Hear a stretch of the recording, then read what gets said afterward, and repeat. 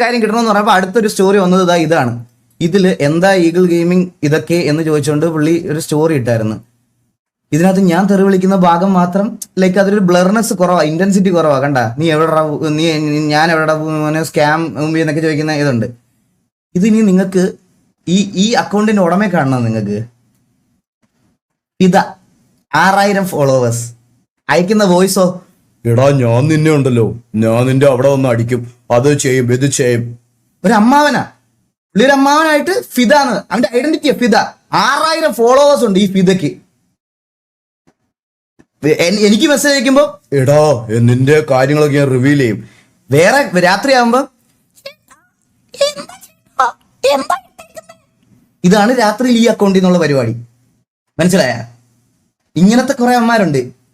ഇവന്റെ ഒക്കെ പ്രൂഫാണ്, ഇതാണ് പ്രൂഫായിട്ട് ഇട്ടേക്കണേ പുള്ളി. ഇതിൽ എന്താണ് കാര്യം എന്ന് ഞാൻ പറഞ്ഞുതരാം. ഇത് കണ്ടാ ഒരു ഫേക്ക് അക്കൗണ്ട് ഉണ്ടാക്കിയിട്ട്, ഈ ഫിദ എന്ന് പറയുന്ന ഫേക്ക് അക്കൗണ്ട് ഉണ്ടാക്കിയിട്ട് എന്നെ മെൻഷൻ ചെയ്ത് പബ്ലിക് പോസ്റ്റുകളിൽ മൊത്തം ഊമ്പിത്തരം പറഞ്ഞുകൊണ്ടിരിക്കുക. ഞാൻ അത് ചോദിച്ചപ്പം അവനോടുള്ള കോൺവെർസേഷനാണ് ഈ തെറിവിളി. ഈ വോയിസ് ഒന്നും പ്ലേ പോലും ചെയ്യാൻ പറ്റൂല. എന്റെ അമ്മോ, എനിക്ക് തന്നെ ഇതായി പോയി ഇതൊക്കെ പ്ലേ ചെയ്ത് കഴിഞ്ഞാൽ. മനസ്സിലായ?